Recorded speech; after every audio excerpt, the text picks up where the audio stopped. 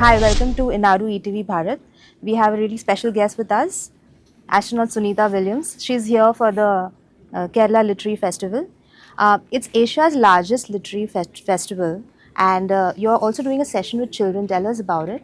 Yeah, I'm really excited. So part of the opening remarks this morning, or I'm sorry, part of the opening remarks this evening, as well as a little preview of what's to come. But tomorrow is all students, so I'm excited. So there'll be a group of younger students and then a group of older students, so we can have some time for Q&A with the kids and just really get into what's exciting about space exploration right now.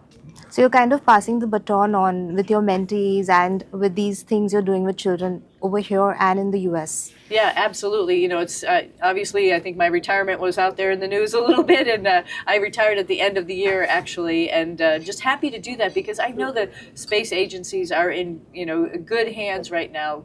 The younger generation has trained. We have them flying to space, getting leadership roles, and just excited for them to be the ones to teach the kids who are in school about STEM, about space exploration, and bring them along. So I feel really good about it, and that's our the biggest compliment is actually when someone can take your job and do it better. And what's your relationship with books? Did you grow up reading books? Did you read science fiction a lot? Did that get you into space? I read books, not science fiction. I'm not a huge science fiction fan, actually. Okay, I surprising. really, of course, when I was a kid, I liked books about animals. I like little mystery stories and stuff. I like now historical fiction is interesting to me because it gives you another aspect of history, or even just history, but more about like the people and what they were doing at a specific time. I think that's really intriguing to me, what makes a person. Which book are you reading right now? What am I reading? I got a book when I was in Slovenia. It's called Slovenology, which is really interesting. It's just about like little funny things about Slovenia if you're touring and if you're looking around. But it's about a gentleman who actually married a lady who was. He's not Slovenian, married a lady who is Slovenian, so how he's breaking into that culture, which is fascinating. Oh, it's fiction. It's not fiction. It's non-fiction. Real. It's non-fiction. Yeah. It's based on a true story. Yeah. And then I also was given a present in the last couple months from a friend of mine. It's Sadhguru's book. So I've been reading that, but I like to those types of books. I like to read a little bit of it and then just think about it for a little while. So I'm not rushing through that. I think I'll miss the point if I rush through.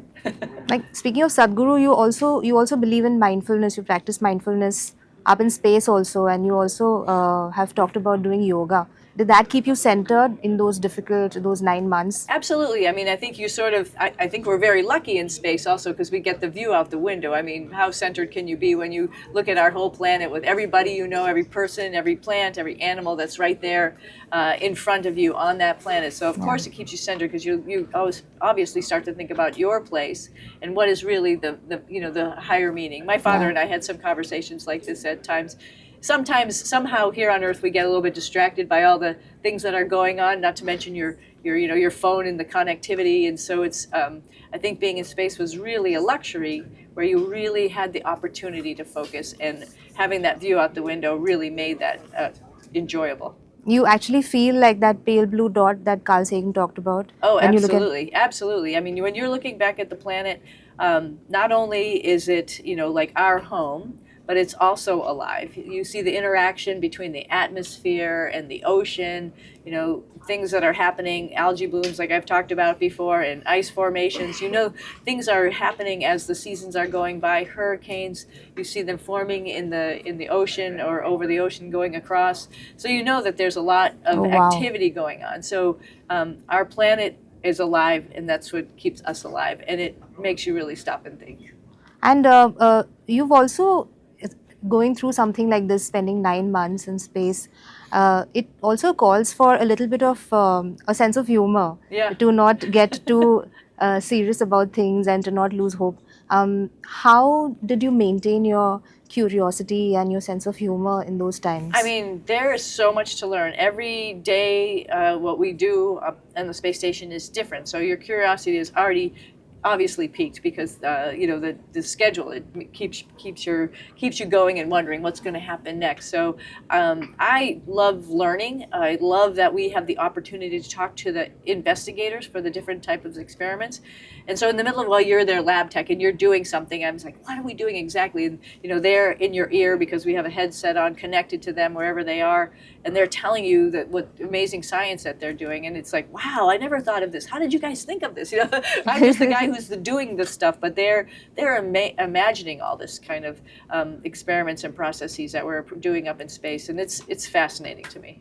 Speaking about your past equations, Kalpana Chawla was a friend also, and you spent a lot of time together. You went on hikes, and tell us a little bit about that friendship. Yeah. She was obviously, somebody. As soon as I got to the astronaut office, she'd been there for a couple years, and so I sort of seeked her out. And it was like, "Hi, how's it going?" Fellow Indian, and we became fast friends. And so she knew that I like to hike. I like to, ride bicycles. So we used to do that quite a bit.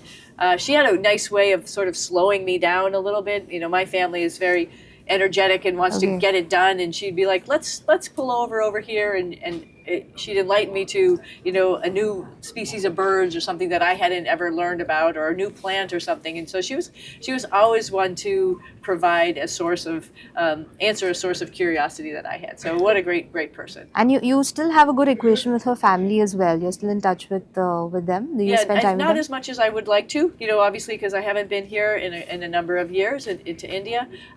But they were in the United States. I spent a lot of time with them there, and then every single time that I've been here, I've tried to at least have a dialogue and see them. And I was very lucky this time to see her mom and her two sisters, at least just for a brief moment in Delhi. And we hope you keep visiting India, and we wish you a great stay at KLF and a great session as well. Absolutely. I'm excited to talk to the kids. And keep inspiring all of us. Thank you. Thank you.